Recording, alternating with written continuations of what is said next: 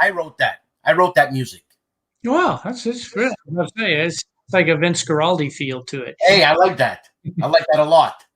So Ben, man, first of all, thank you very much for doing this. Welcome. What time is it in your world? Eastern time, so 6 o'clock. It's a holiday, so it's kind of been a slow day. So where are you, man? I'm right outside of Washington, D.C. So, I work at the Pentagon. So, that's Pacific Coast, right? No, it's the East Coast, right outside of Washington, D.C. Yeah. Okay. Yeah. Okay, Ben, who are you, man? What do you do? And thank you for being on. Go ahead. Oh, okay. So let's see. I am a retired Marine. I work at the service headquarters at the Pentagon when I'm not doing war gaming. I was a data science kind of guy as a reservist. So I do that for Headquarters Marine Corps. I do a bunch of data science type stuff. That's all classified. That's all I can say. So I work in operations, and I was an infantry officer. So that kind of comes out in some of the games where I did a bunch of infantry work. I was in Afghanistan, in Iraq, Desert Storm, Desert Shield. So I did some of that fun stuff. And then when I was a reservist, I worked in the trucking business. But I did a lot of back end stuff after I was in management for a while and sales and marketing. Got into cost analytics and data science piece of trucking, and then kept doing that for 10 years. Man, you look like you're 25. So how did you do all that? I'm actually 55. So. Clean living. I did lose a little bit of weight a couple of years ago. My brother is a little bit older, had a heart attack, and I'm like, that's not good. He's okay, he's fine. But I said, maybe I should pay attention to what I eat and stuff. So I had already retired from the Marines, and you know how it is when you retire. It's easy to kind of work a desk job and put on a couple extra pounds. And hold on a second. If you're retired, you're retired. You don't work, right? Well, I retired from the military, but which is a nice stipend, but it's not enough to live on. So seriously, okay. So you have to get a real job, and so between the two, you can do okay. So as a civil servant, I do all right, and then that plus my retired pay allows me to go see the grandkids every once in a while. I have 2 grandchildren that live in St. Louis who are 3 and just about 2. So they're little guys that are fun to play with. They don't play war games just yet. Not yet. And how long did you serve? I'm sorry? How long did you serve in the Marines? 27 years. And so you don't have a pension good enough after 27 years, man? No, not really. No, I mean it's good. I don't mind, but no, it's not, not unless you go like off the grid and do subsistence farming. It's a nice little pension, but it's not enough to, I had to put 3 kids through college. All that. Man. Yeah. Yeah, if you want to make the big bucks, you can be a general or something. That's a little bit harder. That's fairly selective. They retire okay. Yeah. How high did you get? What rank? I was lieutenant colonel. That's pretty good. Well, it's not bad. I was happy to get there. It was hard work. My knees were shot, so I didn't stick around for the full Eagle. So I took, got while the getting was good. I do work for general officers. It's funny because several of the generals that I work with, we were lieutenants together. And so they stuck around and are now general officers. And it's funny because, we'll be in a meeting and they'll look over and go, yeah, back when we were lieutenants in 2A, like, well, yes, sir. What does a lieutenant colonel do? Excuse my ignorance. I'm Canadian and I know nothing of the military. Well, so even in Canada, they have lieutenant colonels. They have a regimental system, which is very similar to the British Army, but in the U.S. military, in the standard officer ranks between NATO. It's a O5 command, so it's the same as a lieutenant colonel in the Army, lieutenant colonel in the Marine Corps. It's called a commander in the Navy, and it's lieutenant colonel in the Air Force too. So, and also now the Space Force, we have to remember to include those guys. Really? Yeah. They have a hallway there at the Pentagon and everything. It's pretty cool. I think they all think they're on Star Trek, but it's it's legit, right? They're doing good work. Okay. So we like to give them a hard time because they're a new guy on the block. Right. And, so the Space Corps is for real, man. Mm-hmm. Yeah, it's the high ground. So you got to have the high ground. Everything that so much of our economy is dependent on satellites for communication and intelligence and all that stuff. You gotta control the high ground. Wow, I mean that's literally taking it very literally, eh? The high ground, for God's sake, man. And well, I don't even know what questions to ask to that, so forget it, man. I swear I can't believe it. I saw a picture of you just lately, and I had it into my little ad thing, and it's monstrous. What Jeep truck, tank, train. What the hell is that, man? That's what I did in Afghanistan. I worked with the mine-resistant ambush protected vehicle program, and that was our off-road version of the mine-resistant ambush protected vehicle, which we called MRAPs for short. And so it's a big truck, and it is designed to take a hit and keep on ticking. I mean, first of all, it can't be good on mileage, that thing. That's for sure. We had bigger ones. So that one was all right. So we went to we had a bunch of them in Iraq, and we fielded them very rapidly, and they didn't have much of a suspension on there. And so as we transitioned them over to Afghanistan, we'd been fighting in Afghanistan for several years, and IEDs just weren't a thing there for several years. And so it was a tactic that the terrorists use in Iraq fairly successfully. So we had to do a lot of adjustments for it. And so they share information on the internet. So they were sharing information with the Taliban saying, hey, you need to try this. This works pretty good. And it's hard on, and it's really right out of the Viet Cong playbook, because we could actually go back and look at stuff from Vietnam that was like, it's the same thing right here. They were going through this in 67, 68, 69.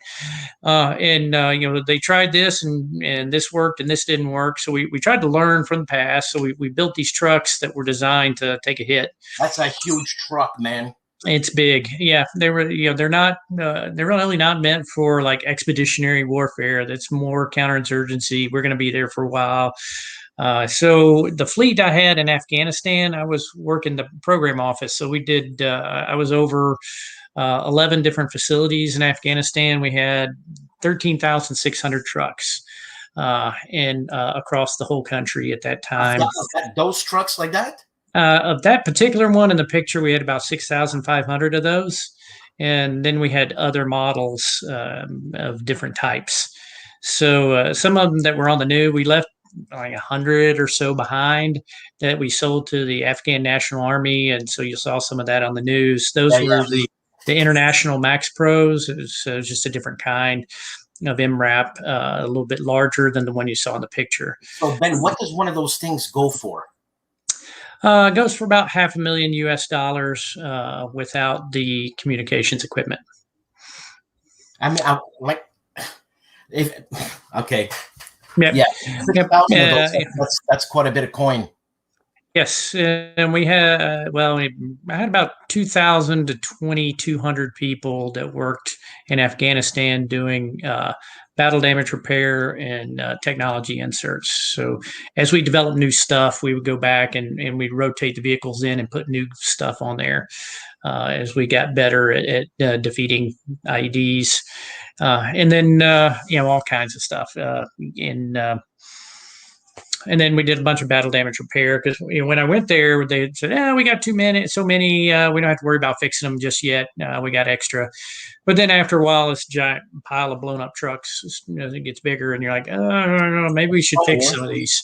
It's funny, you were down in Afghanistan, and you talk about it so like matter of factly, but man, that must have been a heavy experience. Like, well, yeah, I mean, for me, I was very busy, so and during the fighting season, when I was there, that was during a surge period. So if you look at the total experience in Afghanistan, we had like 3 kind of big surge periods and then lulls between them.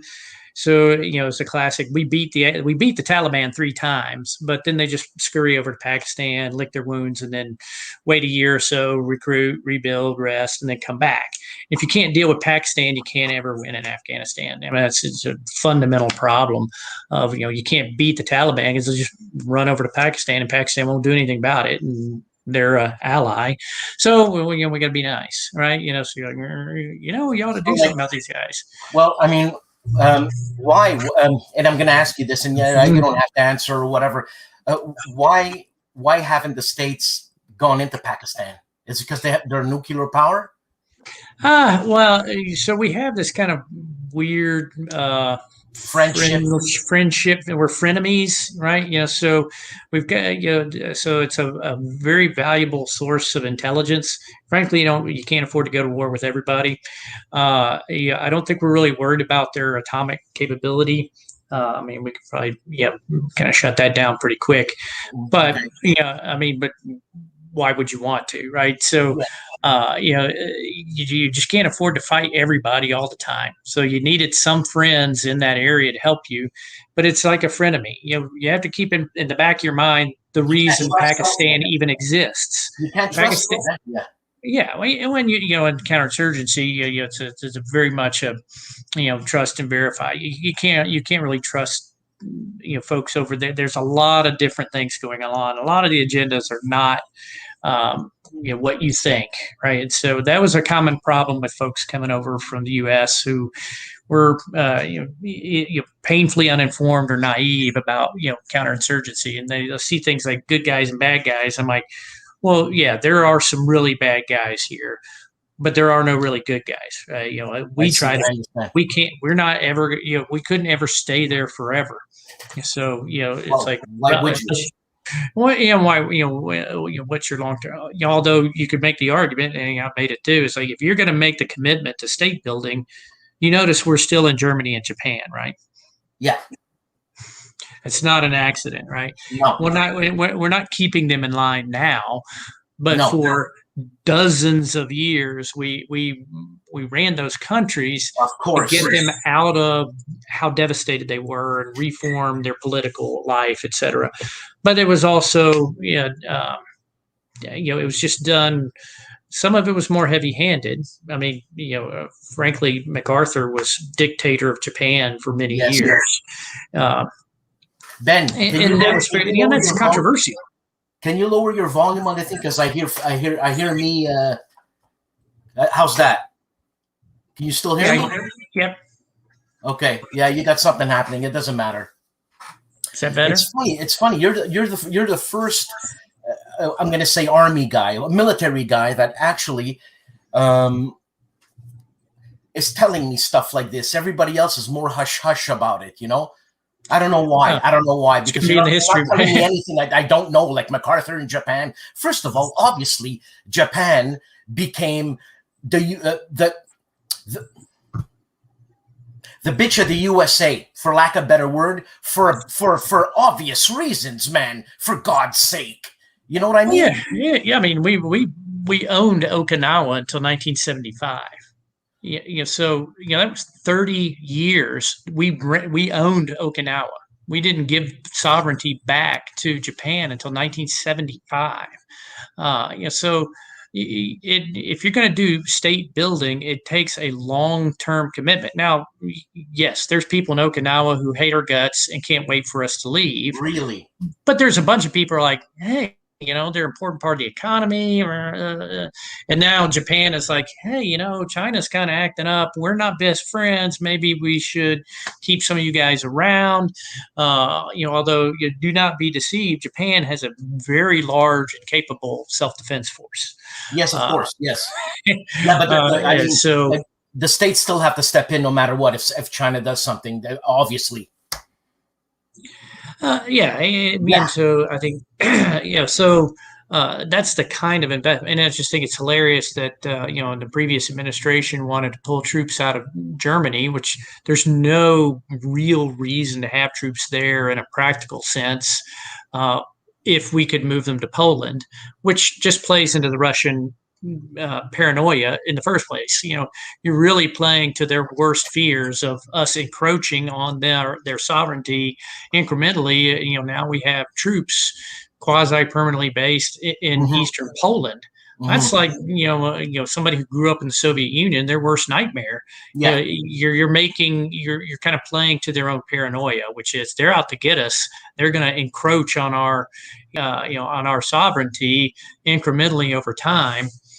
And you know, what have we done? We've encroached on their sovereignty incrementally over time. So you have to expect that they're going to fight back, some way. Yeah, and because the Russia of today is not the Soviet bear of the 80s. The army is much smaller, but they've had to, in their smallness, they've kind of tried to reinvent the game that they play. You know, with this, this whole what they call little green men thing. You know, where the whole Crimea thing, and these Russian guys in Ukraine, we don't know who they are. Yeah, of course. Like, they're Russian paratroopers. Well, they got the tattoos and I'm not stupid. I know who these guys are. There's no patch on the uniform. I don't care. I know what kind of gun they carry. Yeah. Right? You know, it's like, dude, I'm only half as dumb as I look. But you know, that it's an interesting tactic to, you know, kind of give them some way to affect the space and kind of build back this buffer, which had been a Russian obsession for generations. You know, Ben, I could sit down and listen to you talk. I swear to God, for a long time, and I met you at WBC. Yes, I recall. I don't know if you remember. I was 60 pounds heavier, and I think I was drunk. What? Yeah. We teetotal. Wait, why did I hear you? Wait. and I hope to see you again at WBC if you do go to WBC, because I'd love to sit down and you just go talk. You know, it's like Mark Herman. Go ahead, talk. Yeah, yeah. Say stuff. And you said something. Mm-hmm. You said Iraq, and then you said no, and then you said Iran, and then you said Iran. Iran. Now, what's the story? Why is it Iran and why is it Iraq? And I'm not Italian. I'm Italian. No, you know what I'm trying to say? Why is that? Right. Is that to piss off? Is that to piss off those guys? Well, no, I guess in common parlance, people in the USA say Iraq and Iran. Is it right? You know, they don't say Italia. I know, but they do oftentimes where I'm from. They'll drop the A, and it's just Italy, and so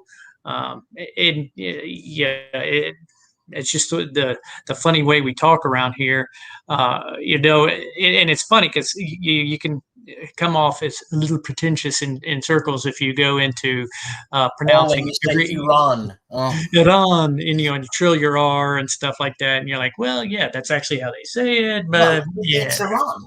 It's Iran, yeah, it's Iraq, Iran, right? Yeah. And Afghanistan, you know, they actually say it better than Afghanistan, but you know that's how we pronounce it. Okay, and you told me you do speak Arabic, right? Well, back in the day when I was there, I had to speak a ton of Arabic. It's gotten really sloppy with, I haven't had much occasion to use it these days. So I learned it. I learned a bunch of it. I can't really say I was great at it. I knew how to arrest people and conduct searches and do meetings with my Iraqi counterparts. But could I talk like philosophy? No, not really. It's like back in the 30 Years' War, they had a thing called Soldiers' German. It was kind of the lingua franca of all the. It was like 500 words of German. And so that was enough to be kind of quasi fluent, enough to get work done, but not necessarily, I see. Not sit down. Right. You're not talking philosophy. You're not using the subjunctive tense in any real, so higher thought is a lot harder. When I've studied languages, that's where it gets much harder. To look at military chronology or sequence of events in French, Swedish, German, I can pick that up pretty quick. But yeah, once you leave that kind of narrow vocabulary, you're like, oh, I got to start looking words up. And how come you have a good ear? Are you a musician? No, well, I sang. I played. I did sports. My dad was a sportsman. He played basketball, so I played a lot of basketball and ran track. So those were my sports. And I'm relatively tall, not tall enough to be great, but I'm not. You know how it works. Good enough to play high school, but not anything after that. I hated basketball. I'm 5'3", man. So, and I couldn't get my elbow and my hand straight enough. It would always like this. Yeah, and then I get older and I got glasses, and I can't. Everything is slightly off when I got glasses. It's like I used to. But it was like, when I was a kid, it's like, if you don't hit 10 free throws in a row, you can't come in for dinner. I never 7, did that, 8, man. miss, 7, 8, 9, miss, Right, so, it was 10 in a row to eat. Ben, let's talk shop now. Let's talk shop, man. All right, game design, gameplay, game fun. People know you through Fields of Fire. They don't know that you're, and I think I heard through someone else that you're pretty much of an expert in the pike and musket era. Yes, so that was where I got started with GMTs, with the musket and pike era. So I was a huge fan of that era from basically when I was a kid. I saw the movie Cromwell, and I just thought that was kind of a weird mix of swords and armor and guns. And you're like, what's going on here? Have they not figured this out yet? The short answer is no, they hadn't figured it out. And, Richard Harris was great, chewing the scenery, and it was very dramatic. And, it was like Shakespeare, but fun. And so I did a bunch of reading. And so, fast forward a few years, I did big war gamer as a kid.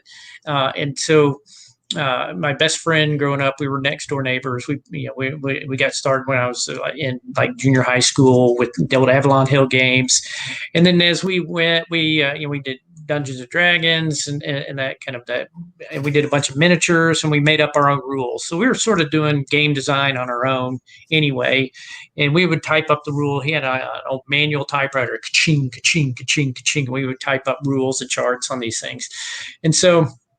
And that was always kind of, I like tinkering with design. So, but even when I get a new game, something, off the shelf, I go, I'll play it. And then I find myself tinkering, go, well, what if they did? And I wonder if they thought. So there was always that kind of thing. So fast forward a few years, I played a couple of games that were set in the musket pike era. And they're like, man, okay, some of these are pretty good. But, I wanted more, kind of want to dig into it. A friend of mine was working on a PhD in history, and he, in the stacks, back in the library stacks, there's all these old books, and he found these old books. And so Cambridge, the one in the UK, had a storehouse full of old copper plates. And so back in the old days, you took these copper plates and you engraved on these plates books. And you printed the book and on a good old style Gutenberg style printing press.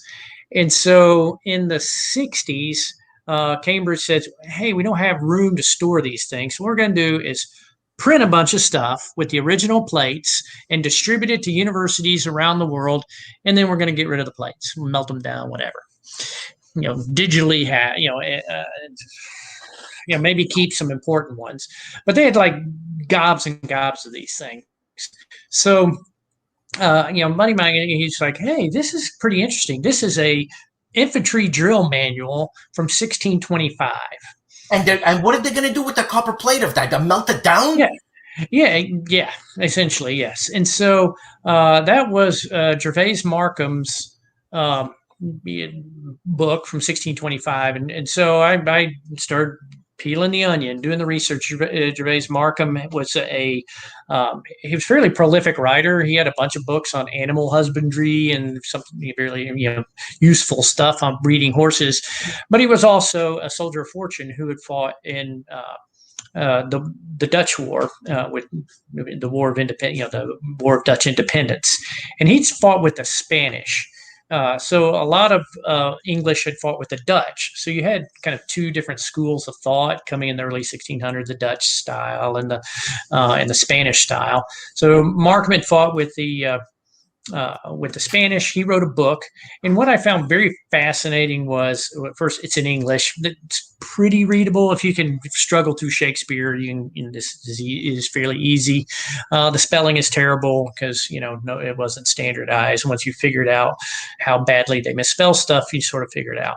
And so what I found fascinating is there were certain chapters where we do, even in the modern day military, the exact same thing. Really? So there's a section on establishing and maintaining an interior guard for a camp, which reads almost identically to how I was trained as a young officer to establish and maintain the interior guard of a camp. And I was like blown away. I was like, this is from 1625. And they were doing the same thing. They had the sergeant of the guard, corporal of the guard, the supernumerary, how to post guards, how to relieve guards, how to have your reaction force and patrol. I mean, it was like, holy cow, that's exactly what we do. And so I kept going with that, and looked at some other designs out there, and I said, oh, this is a good idea. This is a good idea. And how about we kind of do a Rubik's Cube of stuff? And I self-published This Accursed Civil War, which looked at some battles from the English Civil War. And that was taken from a quote, which I thought was a fairly poignant quote, where a man's good friend had been killed at the Battle of First Newbury, and he said there was no other mark than this against this accursed Civil War. What a waste it would have been, right? And so I was like, wow, that's really poignant, because we study these things and it's easy to forget. Mm-hmm. There's real people, and they had real emotions, real friends, real lives, right? And so you look at Cromwell's private letters, and you see a very different person or a different side of a person where people have a lot of preconceived notions. So, I got in the era, self-published that, and that's when GMT approached me and said, hey, that seems to be doing really well, got a lot of buzz. And so we started the Musket and Pike Battle Series with GMT with This Accursed Civil War. We followed that up.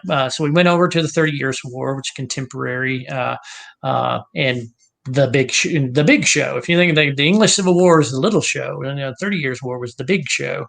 And so we took the series over there, and we've been grinding through that for quite some time. And then we took a couple little side turns. I did 4 volumes on that. We did This Accursed Civil War, Sweden Fights On.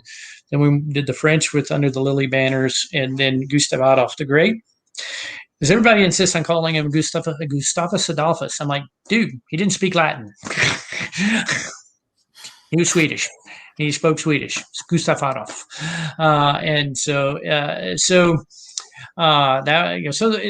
The games were increasing in popularity. They did really well.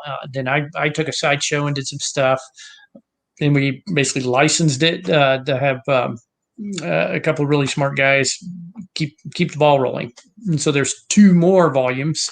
There's Nothing Gained But Honor, and that looks at some of the sideshow wars going on with Sweden and Denmark in the later era.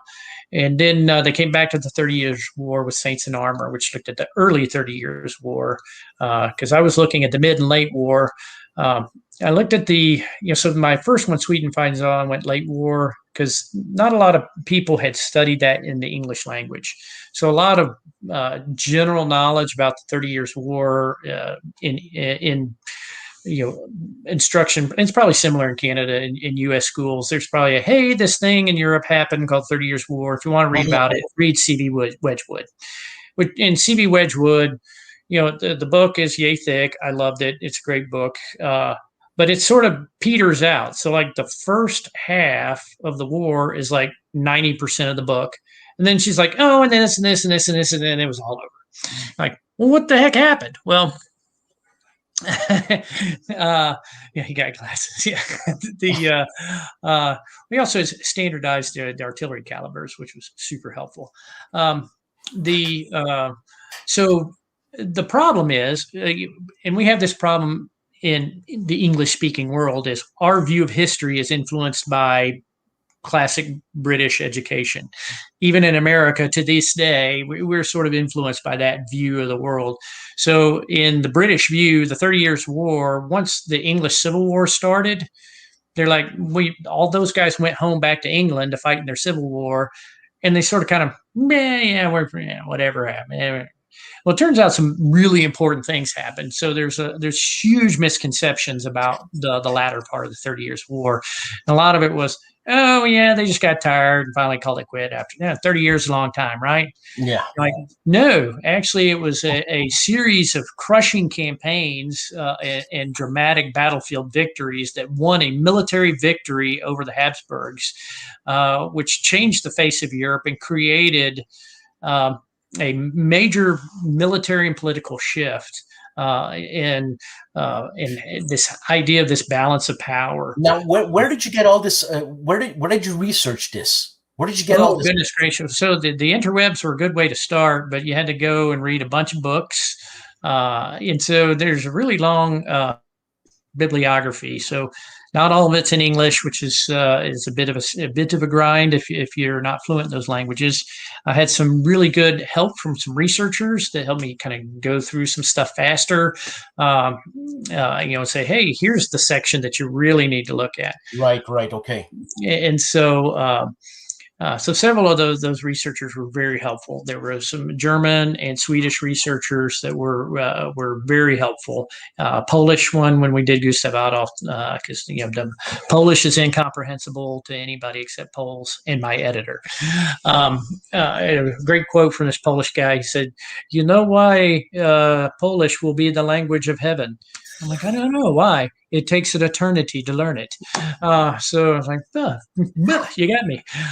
So Ben, I'm going to cut you off here. I'm going to cut you off because the natives are getting restless here. We got questions. And I've got a question here, and it's concerning. I think your latest game was Won by the Sword. So that was before the second volume, but yeah, Won by the Sword. So it took an operational look at the 30 Years' War in southern Germany. Okay, what's the latest game you had right now? And because Artie is asking here, did he miss the musket and pike dual pack? What's going on? So the dual pack. So the dual pack is there news? It might. Yes, it's going to get done finally. The research. We were done with the research 3.5 years ago. There is a bottleneck of layout. So there's a couple of problems. GMT. Is great guys to work with, but they only have limited resources. So. Yeah.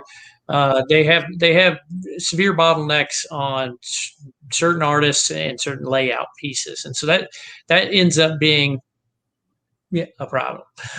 So the dual pack, we actually, I'm glad you asked, because we were just assigned an artist a few weeks ago, finally, and so we're going through the formation icons, which is probably the more controversial piece. Is back when we offered the dual pack, which is the first 2 volumes.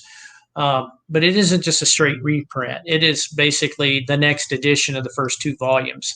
Some of it will be pretty familiar, but there was a bunch of new scholarship that came out on a couple of the battles, and so we want to incorporate that as much as possible. There was some new scholarship on the Battle of Edge Hill. There was new scholarship at Nördlingen.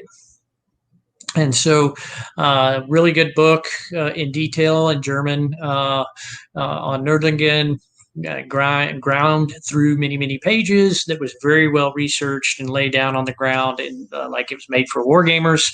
So I want to incorporate that. Was it a huge divergence? Most of the core, I guess, primary source documents that they were using were the same that either I had used or had been used by sources that I used. So a big source that I used was it made a lot of people angry because when it was printed, I probably have it laying around here somewhere. Yeah, and wasn't there a BGG thread on that? Well, yeah, there's been a delay on just getting an artist and getting the dual pack out the door, and so yeah, and people were getting restless. Well, it's been like 3 years. We got 975 more. Yes, and so we're getting this thing out the door. We got the artist. The research is done. The playbooks are done. The rule book's done. So the pieces of artwork that we have to do are the formation-based counters. So we're doing new counters. So it isn't just a reprint of the old counters because there's new research on the order of battle. But we're also incorporating the formations, trying to incorporate the look and feel of the era. And so one of that era that's really stands out to a lot of people is the engravings. And again, they're called copperplate engravings. It's from there's several versions of them, but the most famous are Marian's, Merian. Marian's engravings, and he did a series of what they call gazetters. So a gazetter was a big book that covered 2 years, and it was like a newspaper of every major event that happened in Europe for that 2 years. And then there's a whole series of them called the Theatrum Europaeum. And it's in German, in Fraktur, which is super fun to read. But the University of Augsburg made them available online in high resolution, which is very handy. Now, they're not the only source. There are several other good sources, but those engravings are very well known. They've been used in a lot of places. People know I like that font. I like the Fraktur font, man. Oh yeah, everybody. It's cool. You get like a little, like a tattoo or something. Yeah. It says "take out the trash," but everything looks cool, right? But so we're trying to incorporate those what we call the formation icons into the artwork. I think too in Saints in Armor they did a battle specific orders card. We promised that with the dual pack, and there's new battles. So we did Cheriton and Croquerie Bridge are being added in for the English Civil War, and we did a bunch of new research on the order of battle at Cheriton as well to kind of refine that a little bit. The amount of new information that you're doing, it sounds fiddly. It sounds like, oh my God, you got so much information on that counter. Like how the hell am I going to see it in the counter? Am I going to need a bloody loop? What's going on? So that we keep the counters pretty simple. They're pretty streamlined. So the system itself, because it's a pet peeve of mine to put a lot of information on the unit counters because the icon itself tells you, oh, it's a picture of cavalry. Oh, so it's a cavalry unit. So it really is just infantry, cavalry, artillery, with a couple of little exceptions on the periphery. But the iconography is actually easier and kind of communicates the purpose of the counter without putting the word infantry on it, right? We don't put movement rates on there because they're all the same for infantry, cavalry. It's all the same.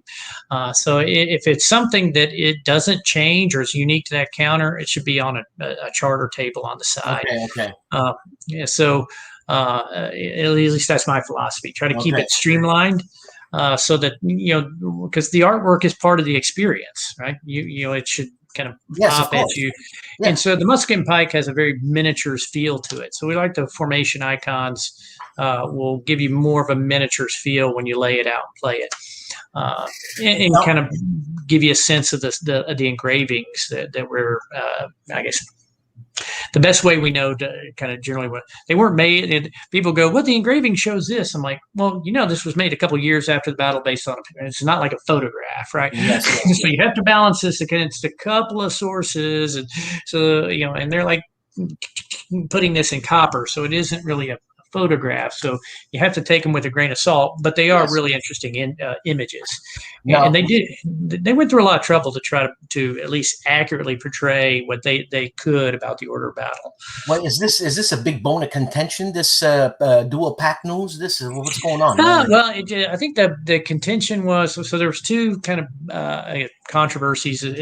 One is it's taken forever. Well, I mean, I ordered Fields of Fire 2nd edition. It took me 5 years before I got it, man. Yeah. Yes. Sorry. So these things are really. I know it's not your fault, for God's sake. Yeah. So I wish I could do more about it. Well, in to GMT's defense, they if they get a Twilight Struggle, that's going to take head of the line, because that's going to sell 10 times more. And it's like, I'm a big boy. I just have to deal with it, right?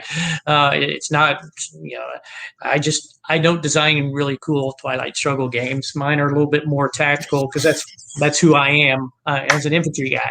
I do hex encounter combat games. I don't want to abstract combat out of it. I want to fight. And so, so there's that. And then, because changing the artwork on the counter, some people like the little sprites, the little dudes on there.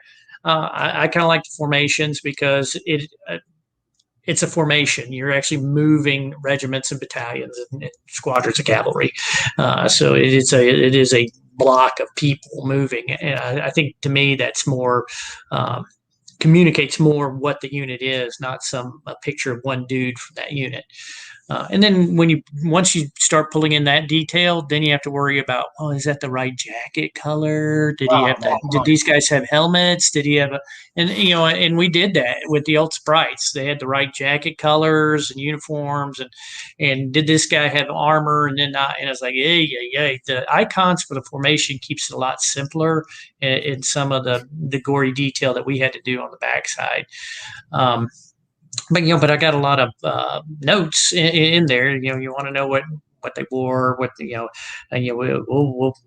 regurgitate that in the playbook.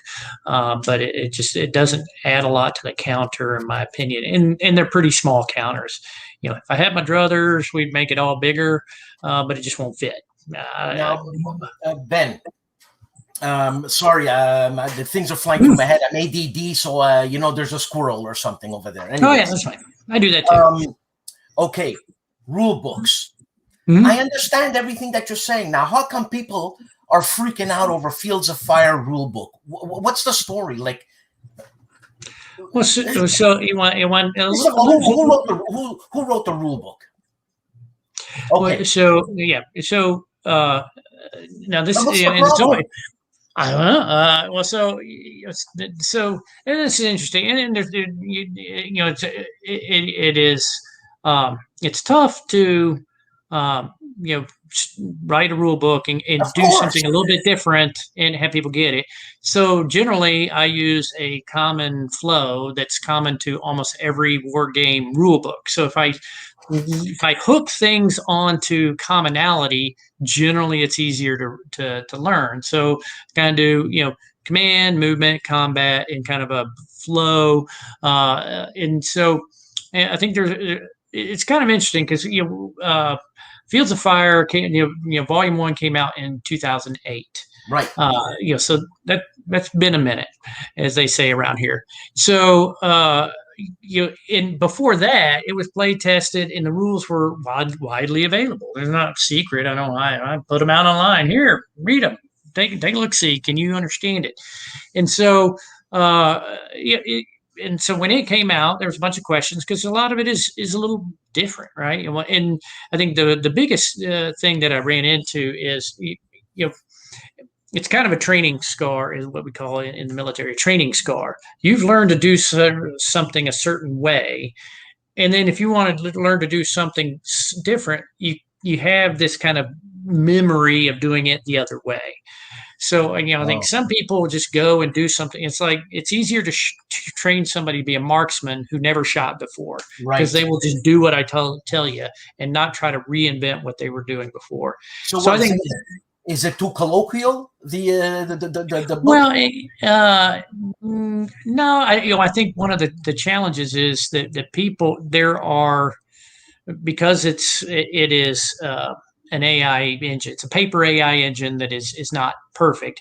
So one of the things when you get into, you're like, well, what if I get into this thing that doesn't make a sense? I'm like, then draw again, because there's a little rule that says if it doesn't make sense, draw again. Right. Yeah. So there's a couple things that folks they're trying to make it very tactical. Like, well, I need this interaction. It's like, well, really, combat in the game isn't really the goal. Combat is something that happens to you, right? And you're sort of steering combat, but you're not factor counting combat. Because that's why it uses a very low granularity in volumes of fire, right? So and it kind of goes to a certain principle. I can't shoot a hole with, I can take 5,000 rifles, but I'm not going to shoot a hole through a giant brick wall. Right. The bullets will just bounce off. So at some point, you just have this stair step of effectiveness. But sometimes guys on the other side of the wall will still run away, even though the bullet doesn't come through. Right. So I took a lot of complexity in tactical systems and just abstracted out, because that's not really the point of the game. The point of the game is command and control. I know, and it's funny because people say that game is so complex. It's like, no, it's not. Right. It's very core. So I built a player guide for GMT. I guess earlier this year. I finished it. Wrote it last year and went through editing and sent it to them. And they actually have a team of folks that are interested in working with Fields of Fire, which is exciting. If more people want to play, great. It helps people. Here you go. I mean, this guy's he's what do you call those guys on the net that always bust your ass there? God damn. Yes, there's some folks, and so haters got to hate. Every game you want, so it's funny because even when you had to learn back with musket and pike, some folks aren't going to like. Yeah, but did you have trouble with the rule book in musket and pike? Yeah, well, we've updated it every time because somebody goes, "What about this?" Did you have as much grief as you did with the Fields of Fire? Not quite as much. So what we did the original one, 2008, in second edition. So we did a reprint of the first volume 1, and we did a full scrub of the rule book. And so a lot of folks were very helpful. We had a little online site, and so the rule book that's available in the second edition has a lot less issue, less questions. But is it going to have issues? Well, yeah, you can have n number of interactions that could happen. And so a lot of it is, and I have several rules. If you don't know, just use a random selection, because that's not the point of the game. The point of the game is to force you to make decisions. So there's chaos. So the very important concept of chaos happens on the battlefield, and it is the job of the officers to try to make order out of chaos. So you have my orders. This is the money I have, and the economy of that is there's more things. You should have more things than you can that you want than you have money. That's the game right there. It's an economic engine where you have orders and you use orders to do things, but the game wouldn't be very interesting if there weren't enough things to do. So the game has to generate a lot of different things for you to do. And so that's where some people are like, well, I can't do it. Exactly. You're actually learning what the game is teaching, is some people going, well, there's no way for me to do that. Welcome to the army, son. Okay, so it's a simulation, really. It is. And it's also a role-playing game. It isn't a tactical game to resolve a tactical problem. It is a role-playing game for you as the player, as a rifle company commander. So the point of the game isn't that mission. And that's actually where the value of the game isn't within the mission. It is stringing missions together so that you can, because that's the one weakness on almost every tactical game is whenever you do and it's nothing, not to beat up on ASL, but it's the most common one, right? You are doing a mission and it's all in to do that mission. No matter what, you're going for the Medal of Honor for that last, the last level 3 building on board 3, right? Because it turns out the war in Europe was a series of board 3s, right? Until you got to Berlin, right? And so, but that's not reality. You can read a book in 5 seconds, say, well, we attacked the hill 10 times. Really? Why don't you attack 10 times? Well, that's what it took to, it took about 5 days and 10 times to finally get up the hill. Well, what happened in all those times it didn't? Well, we got sort of half the way, then the platoon leader got schwacked, and then we got these wounded, and then all fell to crap, and we fell back, and we did it again.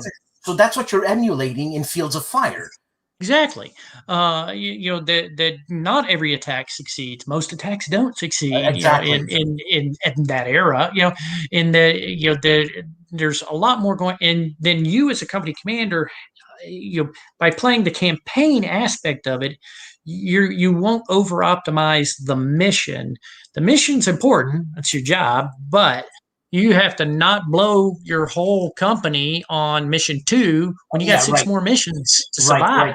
Okay. So now you have this other calculus. This isn't just about I'm all in to capture the hill. Right. Take it no matter what, at all costs, because it's never at all costs. The reality of warfare is you're never defending or attacking at all costs, almost ever. There's always in the back of the head, the commander always has a reserve, always has. As a matter of fact, reserves are, reserves are a requirement at the company and above. You have to have a reserve. And if you commit your reserve, you have to notify your next higher headquarters. It's a formal requirement. So Ben, what you're telling me now, first of all, is fantastic. Okay. Is that, I have a hard time reading because I just can't read. There's a squirrel and I still read the same sentence, and there's another squirrel and I read the same sentence. Now, this explanation that you just gave me, which is fantastic, is that in the rule book? Okay, I think so. I tried to write it that way.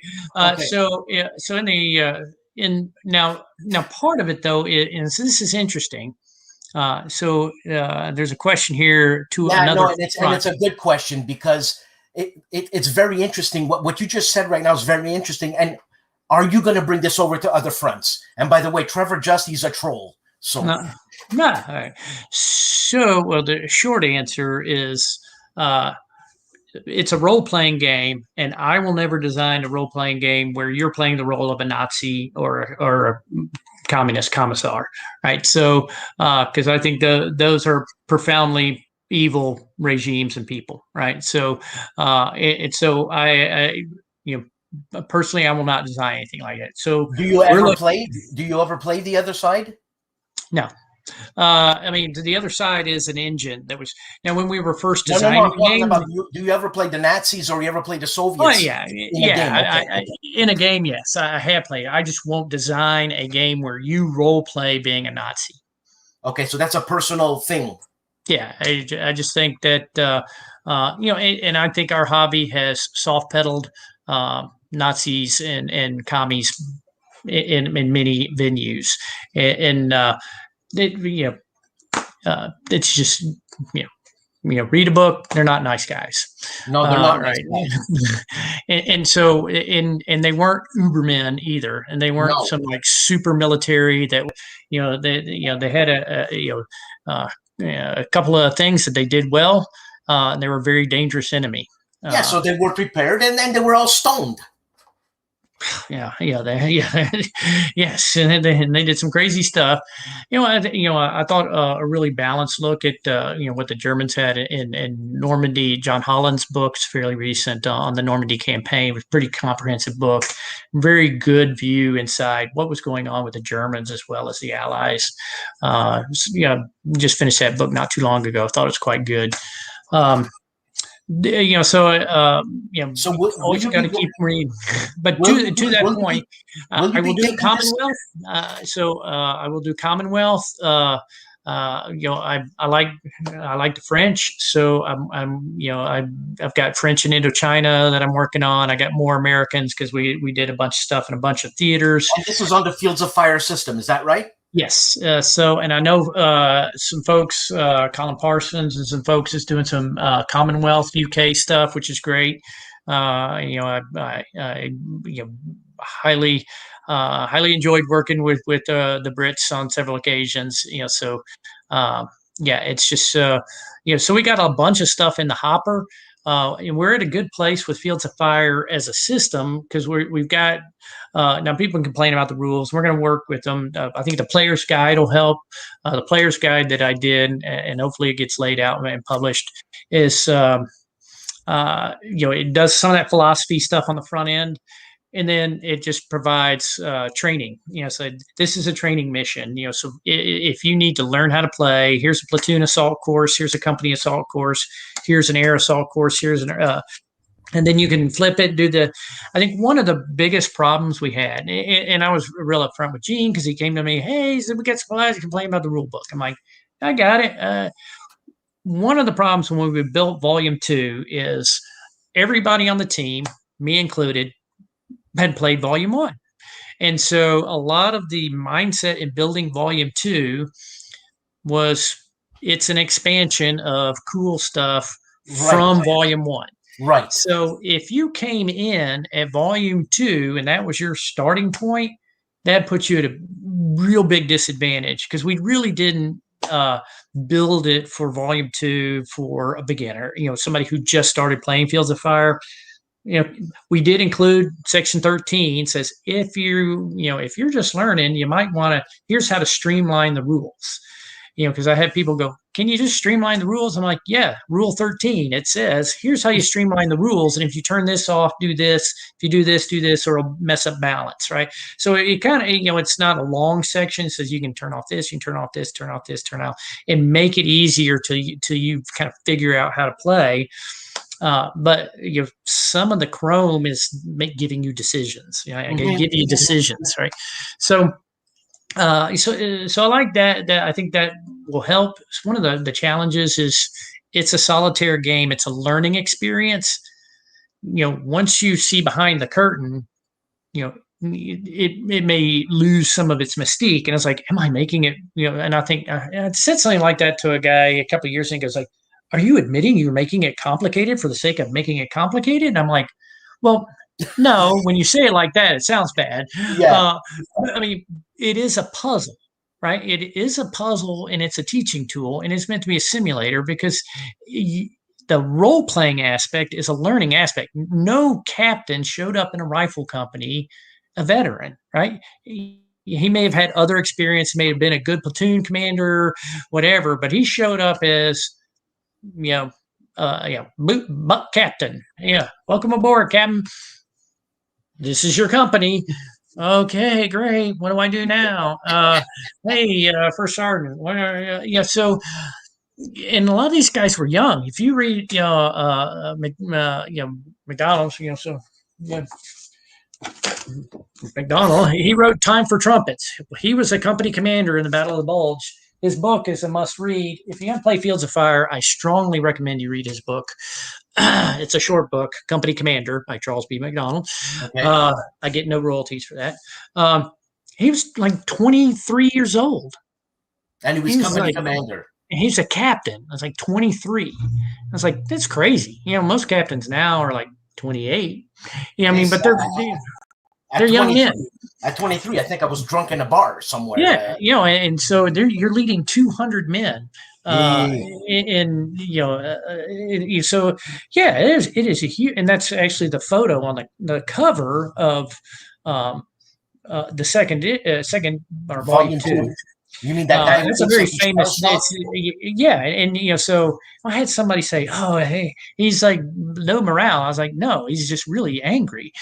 I've been in his shoes, probably not, in a different situation, but that's a very famous Life magazine photo from David.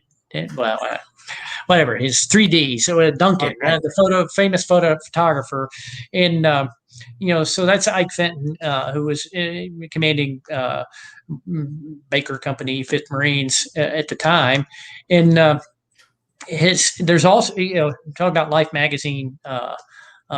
Photos. There's a very famous photo of his brother being buried at Okinawa. His brother was killed with the 6th Marine Division, and his father was Brigadier General Fenton, who was there for his brother's funeral on Okinawa. And this photo was by chance? This photo was by chance? That photo was a live photo. They just said, hey, boss, it's starting to rain. We're running out of ammo, and we hadn't booted the North Koreans off the hill yet. And so he's like, sons of gun. They did take the hill. They won the fight, and he survived the war. He retired as colonel, and he passed away in the 80s.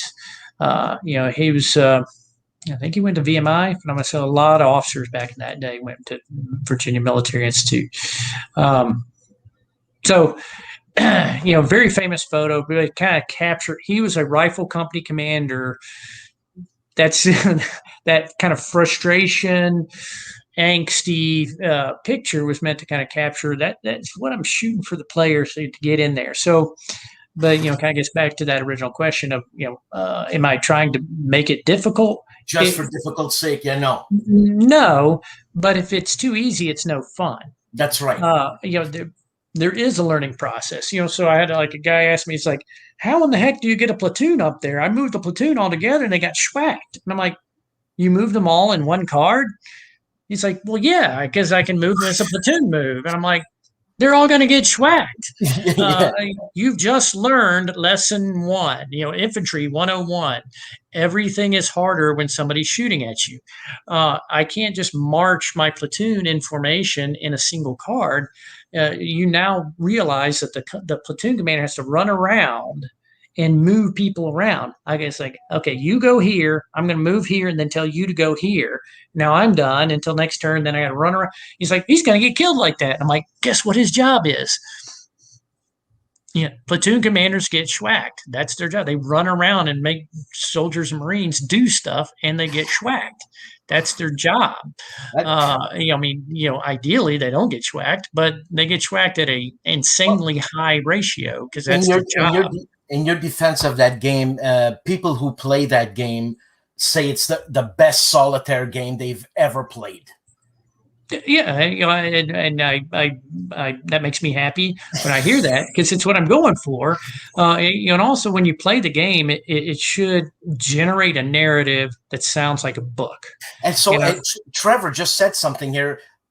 It's similar to B-17 where it creates that narrative, and you got to take care of your people. Yes, exactly. Sometimes in a terrible situation, so some of the missions are just really hard because it's so all the missions are based on actual historical combat actions. So it isn't a generic game. So that's one of the other. So in some respects, again, it's not to beat up on ASL, but I looked at Fields of Fire as the anti-ASL. There's no generic squads. I see. Squads belong to a platoon, which belong to a company. They all have a hierarchy structure. We don't mix and match in the field, right? Third platoon is always third platoon. The third herd, let's go. There is a level of cohesion within these formations, and so there, and then you can't get stuff done when you want it. Everything is pushing a rock uphill. It's like, can we just get past this one machine gun? No.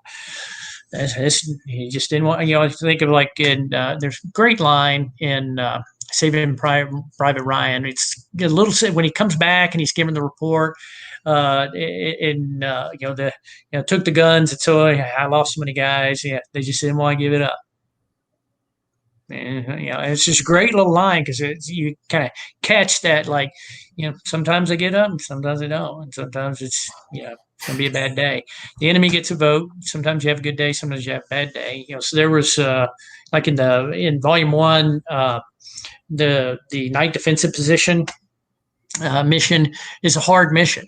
Well, I was going to say, are there any missions that are like they're not meant to be won? Well, every one of them, the companies made it through. And no mission.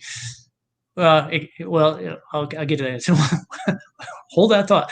So, like that one mission in Vietnam was so bad, the first sergeant was awarded the Medal of Honor.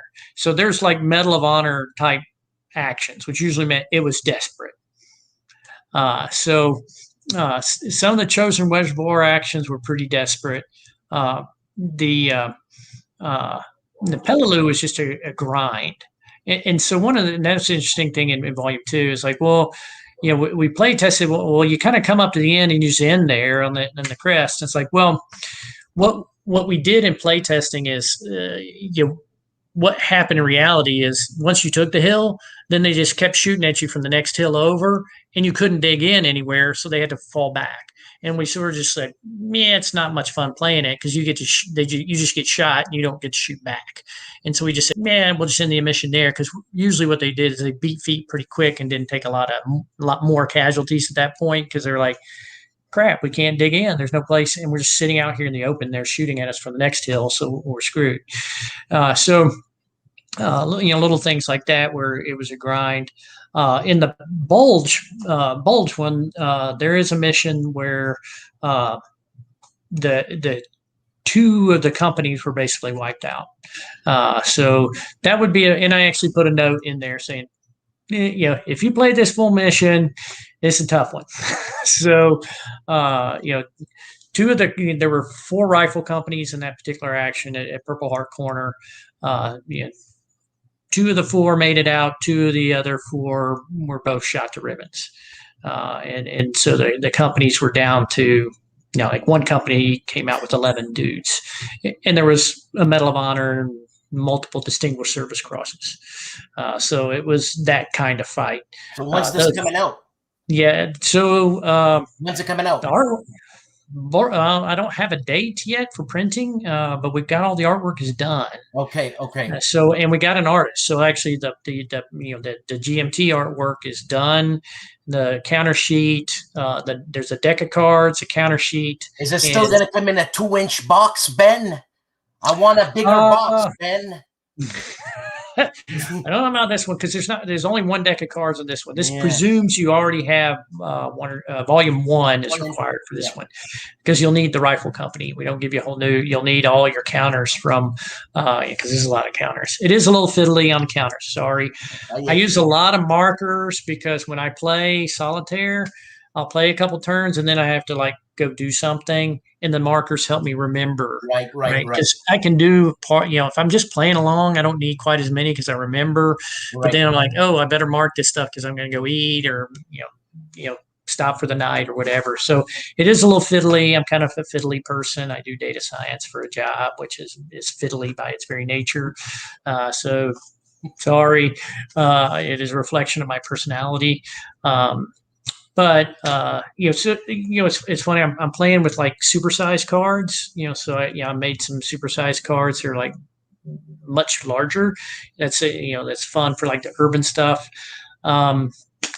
Is that going to be in here?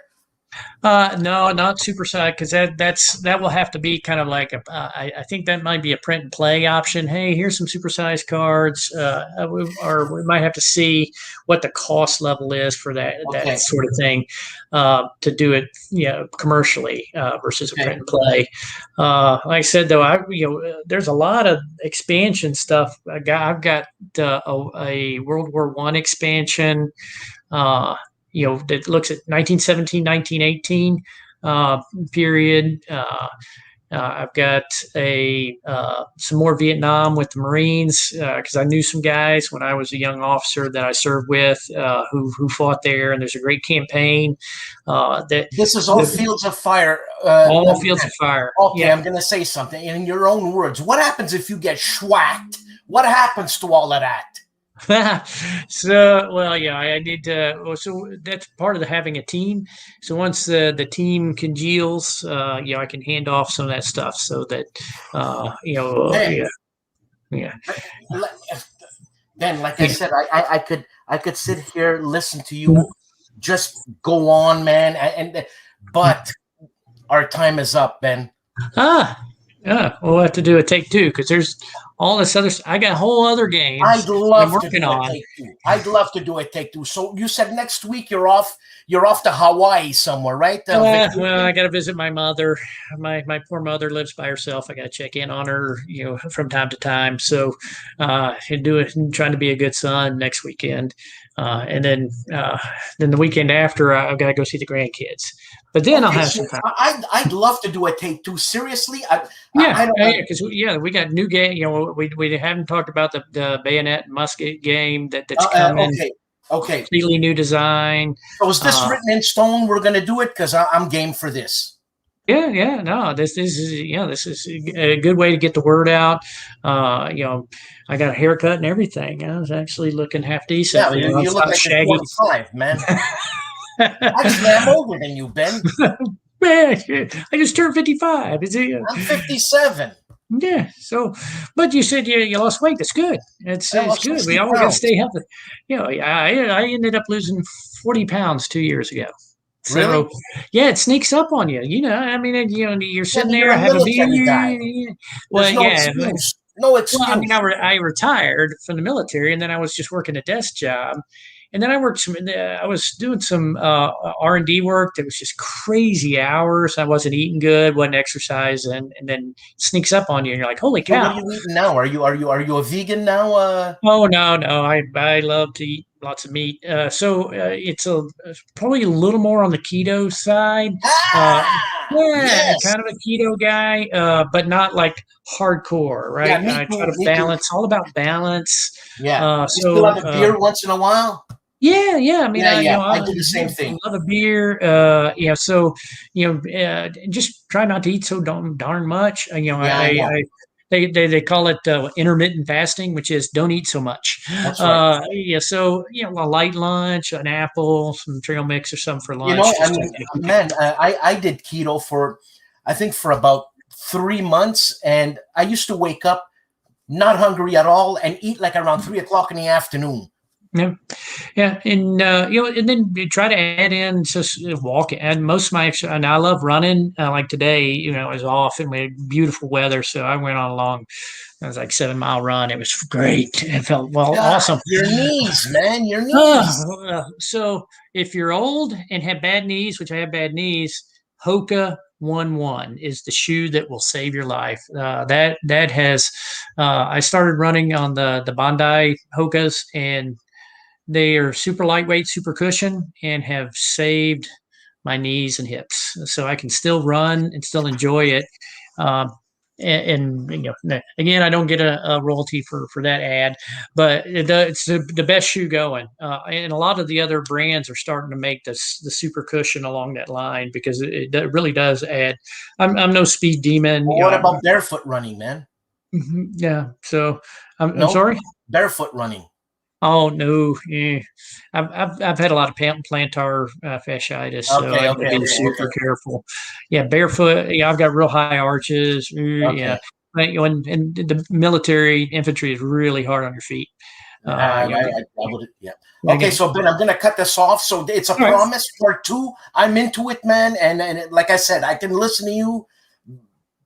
Yeah, we'll take a run at the bayonet and musket next time because that's a fun one. I've been playing a lot at the conventions and stuff, so that'll be a fun one.